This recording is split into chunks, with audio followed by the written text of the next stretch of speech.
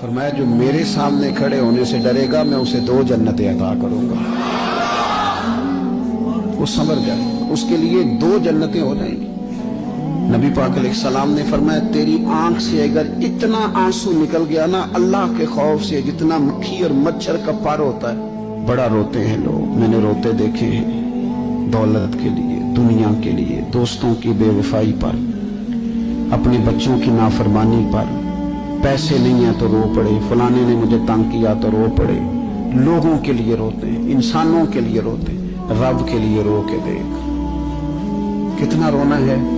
حضور فرمانے لگے جتنا مکھی اور مچھر کا پر ہوتا ہے نا، اگر اتنے آنسو رب کے خوف سے تیری آنکھ سے نکل گئے تو حضور فرماتے ہیں جس طرح بھینس کے تھنوں سے نکلا ہوا دودھ دوبارہ تھنوں میں نہیں نہ جاتا، اگر کوئی اتنا بھی رو پڑا جتنا مکھی اور مچھر کا پر ہوتا ہے تو اس بندے کو اللہ دوزخ میں داخل نہیں کرے گا. شرط کیا ہے؟ اللہ کے خوف سے، رب کے خالصتاً اللہ کے خوف سے. اور تھا لوگوں کو اللہ کا خوف. رب کے سامنے کھڑا ہونا ہے تو ڈرتے تھے. حضرت عمر کا جب آخری وقت آیا تھا تو اپنے بیٹے سے کہا تھا مجھے اٹھا کے زمین پہ رکھ دو، میں اپنی پیشانی زمین پہ رکھ کے اپنے رب سے معافی مانگ. حضرت عثمان غنی جیسے لوگ جب قبر کو دیکھ لیتے تھے تو پھر تڑپ کے ان کی ساری داڑھی آنسوؤں سے بھر جاتی. حضرت مولا علی شیر خدا رضی اللہ تعالیٰ عنہ نماز کی نیت باندھنے لگتے تو وجود کانپتا، راشا طاری ہو جاتا. علی آپ تو شیر ہیں میدانوں کے، ہزاروں لاکھوں تلواروں کے بیچ کبھی نہیں لڑکھڑائے، لیکن یہاں رب کی بارگاہ میں آتے کانپ کیوں گئے؟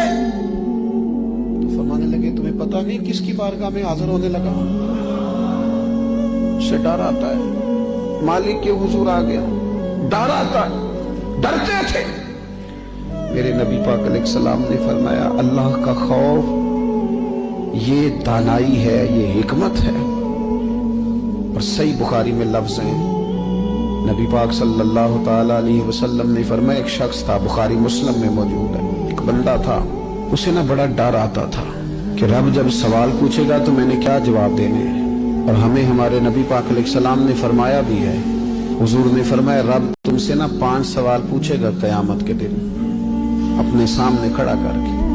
ساری تیاری لائق بچے بھی جب کر لیتے ہیں نا پیپر دینے کی، ذہین بچے ساری تیاری کر کے نا تو کمرہ امتحان میں جاتے ہوئے پھر بھی ڈرتے ہیں اور کہتے ہیں حضرت صاحب دعا کرنا میرا پیپر ہے. بچہ لائق بھی ہے، محنتی بھی ہے، تیاری بھی کی، لیکن ڈر آتا ہے. ڈر آتا تھا جب پیپر سٹارٹ ہوتے تھے نا تو کئی قسم کی ایکٹیویٹیز چھوڑ دی جاتی تھی، کھیل چھوڑ دیے جاتے تھے. میں نے دیکھا ہے بچے نمازیں شروع کر دیتے تھے. ڈر آتا ہے کہیں پیپر میں کمی نہ کوئی رہ جائے. دنیا کے پیپر کے بارے میں یہ معاملہ ہے. اور جب صبح قیامت سوال جواب کیے جائے.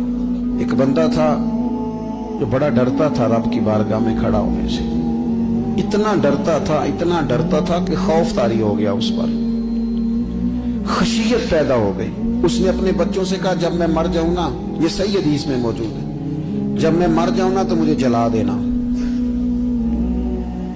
اور پھر اگر میرے وجود کا کچھ حصہ بچ جائے تو اسے پیس دینا، پھر اسے ہوا میں اڑا دینا، مجھے ختم کر دینا. میں اپنے رب کی بارگاہ میں کھڑا ہو کے سوالوں کا جواب نہیں دے سکتا. پتا تے سارا ہے نا سردار دو کیتیاں دا من دانم کے من دانم جو اعمال کیے ہیں اس کی خبر تو ہے نا.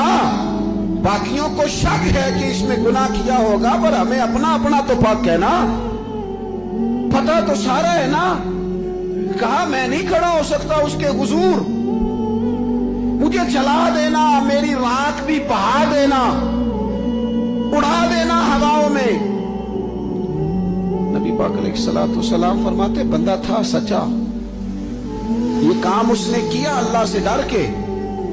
کریم محبوب علیہ السلام فرمانے لگے اللہ تعالیٰ نا قیامت کے دن ذرات کو حکم دے گا کہ اس کے وجود کے ذرے جمع کرو. اس کا وجود جمع کیا جائے گا. جس رب نے پہلے بنایا ہے وہ دوبارہ بنانے پر بھی قادر ہے. اس کے ذرات کو جمع کر کے گوشت پوشت دے کے وجود دے کے کھڑا کر کے اللہ پوچھے گا بتا یہ کام کرنے کا تجھے کس نے کہا؟ عرض کرے گا مالک میں ڈر گیا تھا نا، تیری بارگاہ میں کھڑا ہوں سوالوں کے جواب دوں، یہ کام مشکل تھا میں ڈر گیا۔ نبی پاک صلی اللہ تعالی علیہ وسلم فرمانے لگے، رب فرمائے گا فرشتوں کہ میرا بندہ نہ سچ کہتا ہے، یہ واقعی مجھ سے ڈر گیا تھا، گواہ ہو جاؤ میں نے اس کے لیے جنت کا فیصلہ کر دیا۔ اپنی طبیعت میں، اپنے مزاج میں، اور یہ خوف خدا گھر سے شروع کریں، بیوی سے گفتگو کرتے بھی اللہ سے ڈریں، ماں باپ کے حقوق ادا کرتے بھی اللہ سے ڈریں۔ اگر اللہ نے آپ کو وسعت دی ہے، بہن بھائی کمزور رہ گئے ہیں تو اللہ سے ڈریں اس مسئلے میں۔ اگر اللہ تعالیٰ نے آپ کو کسی شخص کے اوپر حاکم بنایا ہے، کوئی آپ کا ملازم ہے، کسی شخص کو آپ کے پاس ڈیوٹی کرنا پڑتی ہے تو اس کے بارے میں اللہ سے ڈریں۔ میرے نبی پاک علیہ السلام نے اپنے ظاہری وصال کے وقت جو وصیتیں فرمائی تھی، فرمایا تھا عورتوں کے بارے میں رب سے ڈرنا، اپنے غلاموں کے بارے میں، ملازمین کے بارے میں رب سے ڈرنا، اور آپ کے پاس میرے پاس جو امانتیں ہیں ان امانتوں کے بارے میں رب سے ڈریں۔ اور ہمارے پاس جو دین کی امانت آئی ہے، ہمیں جو نبی پاک کا امتی بنایا گیا ہے، ہمیں جو کہا گیا ہے کہ تم رسول اللہ صلی اللہ علیہ وسلم کے اعلیٰ اخلاق پہ عمل کرنا، تو ڈرو نہ اس بات سے۔ اتنے عظیم رسول کے امتی ہو کر ہمارے حالات کیا ہیں، ہماری کیفیات کیا ہیں؟ آپ یقین کریں زندگی گزر گئی لوگوں کی روتے پر دنیا داری کے لیے، گھر کے حالات کے لیے، اپنی عزت کے لیے۔ کاش کبھی رب کے لیے بھی روئے ہوتے، کبھی اس کے خوف میں روئے ہوتے۔ نبی پاک علیہ السلام کے صحابہ پر نہ خوف طاری تھا اللہ کا، اور وہ خوف غلبہ کرتا تھا، باتوں میں نہیں، تقریروں میں نہیں، نشستن گفتن برخاستن نہیں، لوگوں کو دکھانے بتانے کے لیے نہیں، اپنے دنیاوی معاملات کو بہتر کرنے کے لیے نہیں، بلکہ رب کا خوف ان لوگوں پر طاری ہوتا تھا۔ اللہ کے محبوب علیہ السلام نے نا آیہ مقدسہ تلاوت کی، یا ایھا الذین آمنوا قوا انفسکم واہلیکم نارا وقودھا الناس والحجارہ، اے ایمان والو خود بھی دوزخ کی آگ سے بچو اور اپنے گھر والوں کو بھی بچاؤ، اور اس آگ سے بچو جس کا ایندھن آدمی اور پتھر ہیں۔ تو ایک نوجوان صحابی نے سنا تو وہ ڈر گئے، کانپ گئے، اتنا ڈرے کہ کانپ کر بے ہوش ہو گئے قرآن پاک سن کر۔ حضور علیہ السلام نے ان کے دل پر ہاتھ رکھا تو دل دھڑک رہا تھا۔ حضور فرمانے لگے پڑھنا کلمہ لا الہ الا اللہ محمد رسول اللہ صلی اللہ تعالی علیہ وسلم۔ صحابہ نے عرض کی یا رسول اللہ صلی اللہ علیہ وسلم یہ ہم سے سبقت لے گیا؟ حضور فرمانے لگے یہ رب سے ڈرا ہے، رب نے اس کے لیے جنت کا فیصلہ فرما دیا۔ جب انسان کبھی رو پڑے نا اللہ کی، میں آپ سے عرض کروں رونا بھی بڑا ضروری ہے۔ قرآن کہتا ہے فَلْيَضْحَكُوا قَلِيلًا وَلْيَبْكُوا كَثِيرًا، زیادہ رویا کرو، تھوڑا ہنسا کرو، زیادہ ہنسنے سے دل مردہ ہوتے ہیں۔ تھوڑا سا نا کبھی تنہائی میں بیٹھ کے اپنے رب کو، کسی نے کہا تھا کہ الجھے ہوئے لوگوں سے گریزاں نہ ہوا کر، اور حالات کی قبروں کے یہ کتبے بھی پڑھا کر، ہر وقت کا ہنسنا تجھے برباد نہ کر دے، تنہائی کے لمحے ہوں تو کبھی رو بھی لیا کر، کبھی اکیلے میں نا رونا بھی چاہیے۔ یہ جو رونا ہوتا ہے نا، رونا دل دی میل گواوے، نالے وچھڑے یار ملاوے۔ کبھی نہ بندے کو رونا، حضرت سعدی شرازی نہ سخی بڑے تھے تو قرضہ اٹھا اٹھا کے بھی سخاوت کرتے تھے۔ ایک دن سارے لوگ آ کے بیٹھ گئے، بابا ہمارے پیسے دے۔ وہ سارے لوگ آ کے جمع ہو گئے، انہوں نے کہا بابا پیسے بتو، وہ سارے پیسے مانگ رہے ہیں۔ تو حضرت سعدی شیرازی کہہ رہے یار انہیں کھلایا کچھ نہیں، کبھی ان کو کچھ کھانے، مہمان آئے نا۔ ایک نوجوان چھوٹا سا لڑکا وہ کچھ بیچ رہا تھا، بیچتا بیچتا آ گیا حضرت سعدی کے پاس آ کے، اس نے کہا بندے زیادہ جمع ہوں تو لوگ وہاں سٹال نہیں لگا لیتے، چلو دکان۔ وہ آگے آ کے اس نے کہا کچھ لینا ہے؟ فرمانے لگے لینا ہے، یہ میرے جتنے مہمان بیٹھے ہیں ان کو کھلا دو۔ اس نے وہ سارا کھلا دیا۔ کہنے لگا پیسے؟ تو فرمانے لگے بیٹھ جا تو بھی، یہ بھی سارے پیسے لینے آئے، ان کو ملیں گے تجھے بھی ملیں گے۔ اس نوجوان نے رونا شروع کر دیا، کہنے لگا میں تو یتیم ہوں، میری تو بہنیں انتظار کر رہی ہیں کہ 4 پیسے لائے گا، میری اماں نے تو دوائی کھانی ہے۔ حضرت صادق پریشان ہو گئے، بندوبست کرنے لگے۔ اس کے چند آنسو گرے تھے کہ آپ کا ایک عقیدت مند آیا، اس نے آ کے عرض کی حضور بڑے دنوں سے حاضر ہونا چاہتا تھا، یہ نذرانہ تو رکھ لے تھوڑا سا۔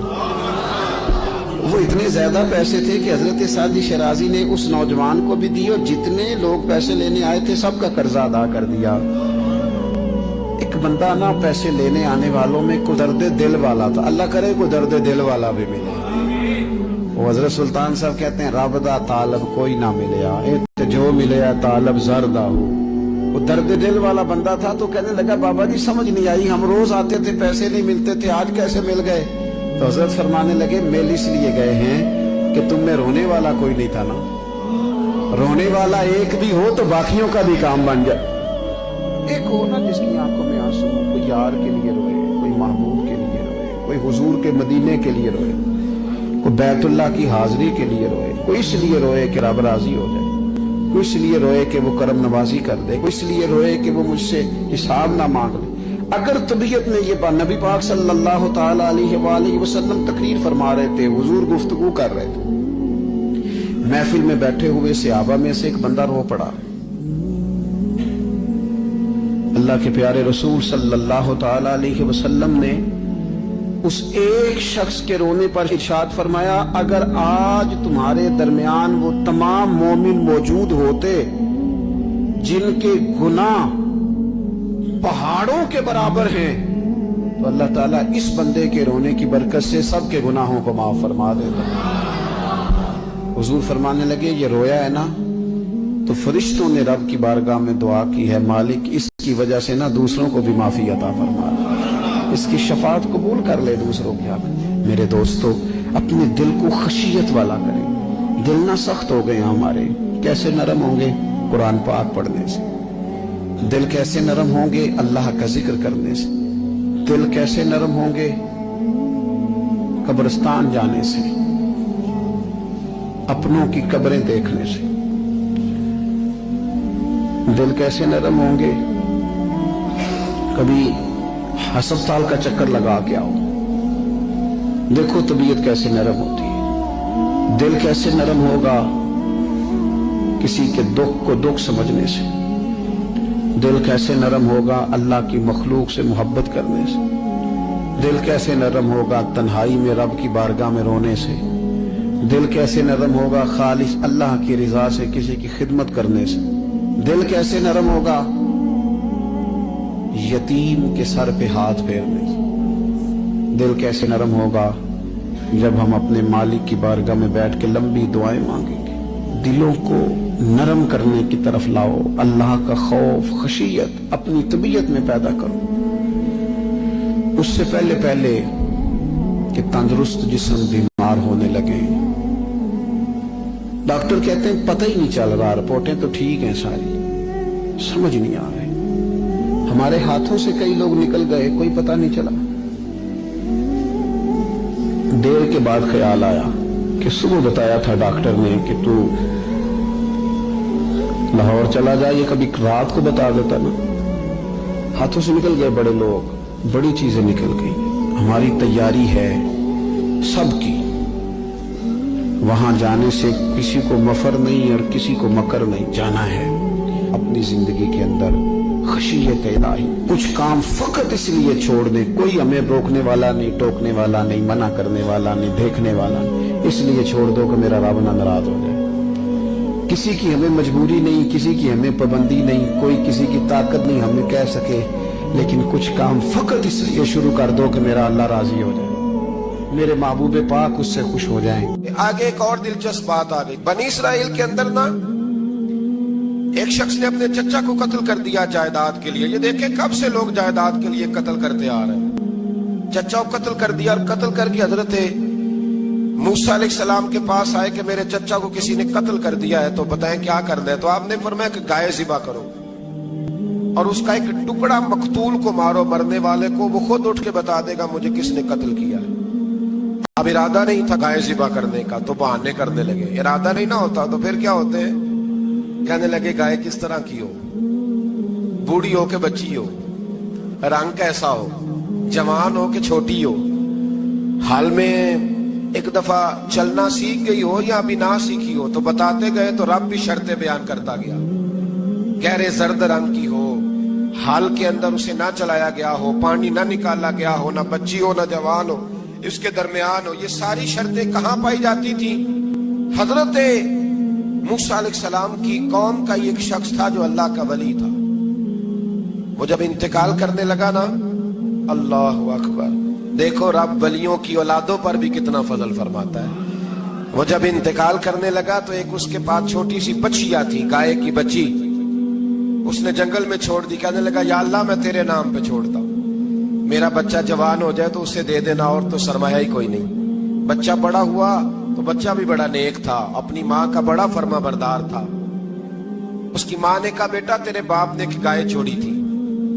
तो बच्चा जंगल में गया और जाके कहने लगा ऐ अल्लाह मेरी गाय मुझसे मिला दे। तो रब करीम ने वो गाय वापस कर दी। वो गाय घर ले आया। अब वो कहने लगा अम्मा बेच दूं, तो अम्मा कहने लगी बेटा मेरे पूछे बगैर ना बेचना। कई दफा कहा लगे, पर उसने कहा जब तक मेरी अम्मा ना कहेगी मैं बेचूंगा। उधर बनी इसराइल वाले शर्तें जितनी गाय के बारे में पूछ चुके थे वो सारी इसी गाय में पाई जाती थी। तो ये ढूंढते ढूंढते वहां पहुंच गए।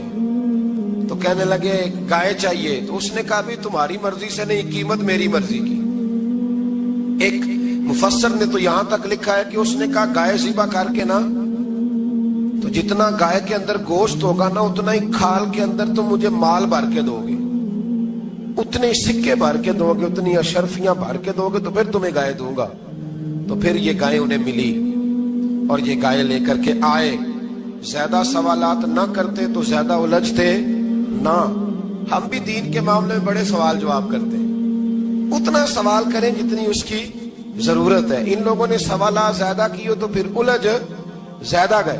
तो मेरे भाई इसका जिक्र भी अल्लाह तबारक व तआला ने पहले पारे के अंदर बयान फरमाया। फिर अल्लाह करीम ने फरमाया कि कुछ ऐसे लोग भी हैं यहूदियों में से जिनका दावा हो गया है कि हम अल्लाह के बड़े प्यारे हैं। फरमाया ये सिर्फ उनके मुंह की बातें, ये तो क़यामत में पता चलेगा ना कि अल्लाह का प्यार किसके साथ ज्यादा है। और फिर ये भी यहूदियों ने दावा किया है। इसी पारे में अल्लाह फरमाते हैं कि इनका दावा है कि हम अल्लाह के बड़े प्यारे हैं, जन्नत में हम ही जाएंगे। तो अल्लाह फरमाते हैं फिर मरने की दुआ तो करो, जन्नत में तो मर के जाना है ना। लेकिन रब फरमाते हैं ये कभी मरने की दुआ नहीं करेंगे, इसलिए कि इन्हें पता है कि हमने आखिरत के लिए क्या भेजा। लेकिन जी पहला हुक्म आ गया या अय्युहल्लज़ीना आमनू कह के, पहली आयत कुरान पाक की पहले सिपारे में पहली आयत जिसमें अल्लाह ने कहा या अय्युहल्लज़ीना आमनू। तो पहला हुक्म आमनू कह के आयत नंबर 104 में जो अल्लाह ने हुक्म दिया है ना, वो नबी पाक की ताज़ीम का हुक्म है। पहला हुक्म ही अल्लाह ने हुजूर की इज्जत और नामूस का इरशाद फरमाया। पहला इस तरतीब के लिहाज से वो हुआ ये कि जब नबी पाक को बात इरशाद करते तो सहाबा किराम उठ के अर्ज करते राई ना या रसूल अल्लाह, हुजूर समझ नहीं आई जरा रियायत कर दे। तो यहूदियों की इब्रानी जुबान के अंदर न जरा खींच के पढ़ते थे राई ना, तो उसका माना बनता था माज अल्लाह ऐ हमारे चरवाहे। बकरियां चराने वाले को भी वो राई ना कहते थे। तो जब सहाबा ये कहने लगे तो अल्लाह ने मना ही कर दिया। फरमाया मेरे महबूब के गुलामों, इस लफ्ज के पीछे छुप के, इस लफ्ज के पीछे छुप के लोग मेरे नबी की बेअदबी कर जाते हैं। तो जिस लफ्ज का कोई एक माना बेअदबी वाला बनता हो वो लफ्ज भी मेरे नबी के लिए ना कहो। लफ्ज वो वाले कहो जिसमें कोई बेअदबी का माना निकले ना। यहाँ लोगों ने बड़े बड़े लफ्ज नहीं बोल दिए, फिर कहते मेरा मतलब ये था, मेरा मतलब वो था। तो तूने वो लफ्ज बोला क्यों जिसका कोई गलत मतलब भी निकल सकता था? अल्लाह ने फरमाया या अय्युहल्लज़ीना आमनू ला तक़ूलू राइना, ऐ ईमान वालो राइना कहो ही ना। तो या अल्लाह क्या कहे? फरमाया वक़ूलू उन्ज़ुरना, तुम कहो या रसूल अल्लाह एक नजर फरमाइए। अंदाज देखिए, उन्ज़ुरना एक नजर। तो हमारे बुजुर्ग तो पहले ही बड़े प्यार वालों ने कह दिया या रसूल अल्लाह उन्ज़ुर हालना। कहते कहां से लाते हो जुमले? मैंने कहा अल्लाह की किताब से। या रसूल अल्लाह उन्ज़ुर हालना, या हबीब अल्लाह इस्मा काला। तो तुम कहो उन्ज़ुरना, महबूब नजर करम करे, वस्माऊ। और क्या जरूरत है दोबारा पूछने की? अल्लाह कहता है पहले ही ध्यान से सुना करो, पहले ही واسمعوا، پہلے یہ احتیاط سے سنو، وللکافرین عذاب علیم، اور کافروں کے لیے دردناک عذاب ہے۔ جی اسی پارے میں اللہ تبارک و تعالیٰ نے پھر اہل یہود کا ذکر کیا، تو یہود کہنے لگے کہ ہم حضرت ابراہیم کے ماننے والے ہیں، تو اللہ کریم نے وہ بھی ذکر کیا کہ میں نے تو ابراہیم کو آزمایا ہے، وَإِذِ ابْتَلَىٰ إِبْرَاهِيمَ رَبُّهُ بِكَلِمَاتٍ فَأَتَمَّهُنَّ، ہم نے ابراہیم کو کچھ چیزوں سے آزمایا ہے، وہ ہماری آزمائش پہ پورے اترے۔ قَالَ إِنِّي جَاعِلُكَ لِلنَّاسِ إِمَامًا، تو پھر ہم نے انہیں کہا کہ ہم آپ کو پوری دنیا کا امام بنائیں گے۔ وہ آزمائش کیا تھی؟ آگ میں جانا بھی آزمائش، بیٹے کا نہ ہونا بھی آزمائش، بیٹا ہوا تو پھر اسے وادی غیر ذی زرع میں چھوڑ کے آنا بھی آزمائش، بڑا ہوا تو پھر ذبح کرنا بھی آزمائش۔ فرمایا جہاں جہاں آزمایا ہے نا، ابراہیم ہماری آزمائش میں پورے اترے۔ فرمایا تو مفت میں حضرت ابراہیم کی اولاد بنتے ہو اور ان کا نام لیتے ہو اور ان کے ساتھ اپنا تعلق بناتے ہو، دیکھو تو صحیح وہ کتنی آزمائشوں سے گزرے۔ تو اس کا بھی اللہ نے اسی میں ذکر فرمایا۔ اور پھر وہ بات کرتے تھے حضرت یعقوب کی اور حضرت اسحاق کی، تو فرمایا وہ تو ہمارے اتنے خاص بندے تھے کہ وصال کا وقت بھی انہوں نے اپنی اولادوں کو نصیحت فرمائی تھی کہ اللہ کی توحید پہ قائم رہنا، اس کا ذکر بھی اللہ نے اسی پارے میں بیان فرمایا۔ اور جو حضرت ابراہیم اور جناب اسماعیل نے کعبہ تعمیر کیا، تو اس کا ذکر بھی اللہ تعالیٰ نے اسی پارے میں فرمایا۔ فرمایا جب وہ کعبہ بنا رہے تھے تو کہہ رہے تھے ربنا تقبل منا، کہہ رہے تھے اے اللہ بنا ہم نے دیا ہے پر مہربانی فرما ہم سے قبول فرما لے۔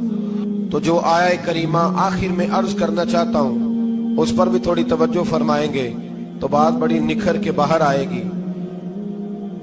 یہ 16ویں رکوع کے اندر اللہ نے پھر یہود کا اور عیسائیت کا ذکر فرمایا، تو اللہ کریم نے ایک بات ارشاد فرمائی۔ یہودیوں کے ہاں جب کوئی بچہ پیدا ہوتا تھا پیلے رنگ کے ساتھ اس کو رنگتے تھے، یا کوئی خاص رنگ تھا ان کا، بچہ پیدا ہوتا تو اس پر وہ رنگ چڑھاتے کہ یہ جی ہمارے مذہب کا رنگ ہے۔ ہمارے ہاں بھی رسمیں ہیں نا اپنی اپنی، معاذ اللہ اپنی اپنی نہیں ہونی چاہیے، اللہ رسول کا حکم ہونا چاہیے۔ تو یہودیوں کے ہاں بچہ پیدا ہوتا تو ایک خاص رنگ چڑھاتے، عیسائیوں کے ہاں پیدا ہوتا تو وہ بھی ایک خاص رنگ چڑھاتے۔ تو مسلمانوں کے ہاں بچے پیدا ہوئے تو انہوں نے بھی توجہ کی کہ یہ کیا ہو رہا ہے، تو رب کریم نے فرمایا صبغۃ اللہ، رنگ اللہ کا ہی ہے۔ ومن احسن من اللہ صبغہ، اور فرمایا اللہ کے رنگ سے زیادہ خوبصورت کس کا رنگ ہو سکتا ہے؟ اللہ کا رنگ کیا ہے؟ لا الہ الا اللہ محمد الرسول اللہ صلی اللہ علیہ۔ فرمایا نیلے پیلے کالے رنگ نہ چڑھاؤ، اپنے ذہن پر توحید و رسالت کا رنگ چڑھاؤ، یہ سب سے بہترین رنگ ہے۔ اگر تمہارے ذہنوں پر رب رسول کی توحید کا رنگ چڑھ گیا تو یہ وہ والا رنگ ہے، پھر تمہیں کسی اور رنگ کی طرف جانے کی ضرورت نہیں پڑے گی۔ تو فرمایا رنگ وہ پیدا کرو جو توحید کا ہے، رسالت کا ہے، اس رنگ کی توجہ کرو۔ قرآن مجید کے اس پارے میں اللہ کریم نے مختلف باتیں بیان کر کے آخری رکوع میں یہ جو رنگ کا ذکر فرمایا نا، تو یہ لگتا ہے پورے پارے کا خلاصہ ہے کہ رب کریم نے فرمایا اصل بات یہ ہے کہ تمہاری سوچوں پہ رب رسول کی توحید و رسالت کا رنگ ہونا چاہیے۔ ہر وقت بچہ پیدا ہو کو دنیا سے جائے تو رنگ کس کا ہونا چاہیے؟ اللہ رسول کے دین کا۔ اللہ تعالی ہمیں سمجھنے کی توفیق عطا فرمائے۔ آخر دعوانا ان الحمدللہ۔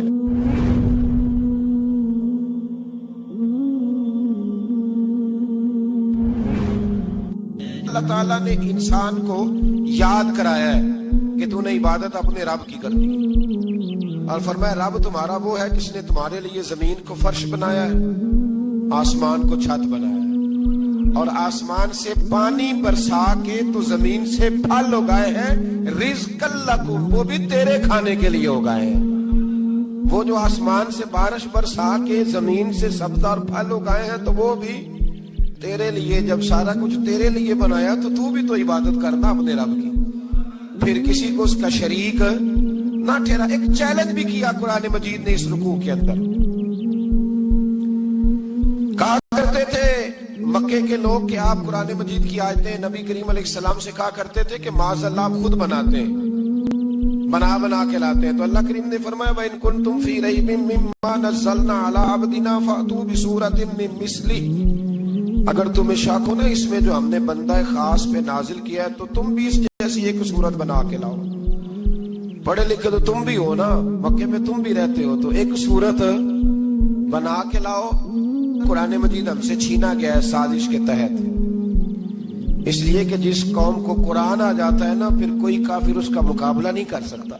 देखे ना, अगर काफिरों के पास जवाब होता कुरान पाक का, तो बदर और ओहद में ना कोई आयत बना के लाते कुरान के मुकाबले की, तलवारें लेके ना आते।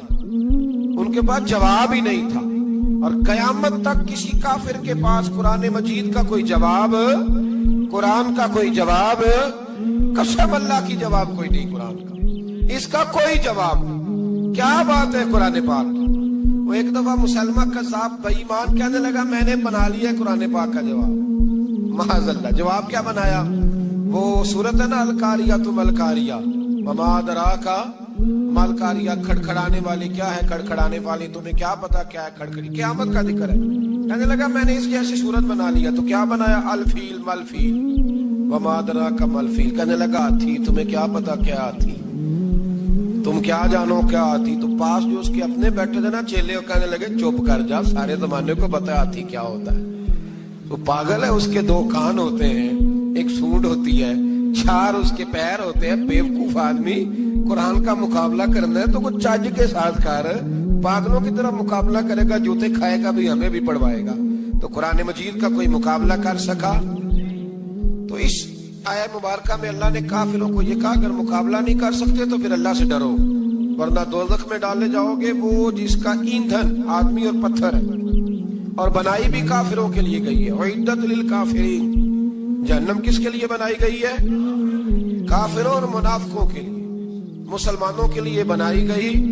मुसलमान मर्जी से छलांगे लगाएं तो इनकी मौज है, वरना इनके लिए जहन्नम, इनके लिए अल्लाह ने जन्नत बनाई है। और ये बात करते ही रब करीम ने फरमाया, ए महबूब अलैहिस्सलाम, मोमिनों को खुशखबरी दे दे कि अल्लाह ने उनके लिए जन्नत बनाई है, उसमें बागात हैं, उन्हें रिस्क दिया जाएगा खाने के लिए, और उसमें उन्हें पाकीज़ा बीवियां दी जाएंगी, और फिर वो उसमें हमेशा रहेंगी। उन्हें उससे निकाला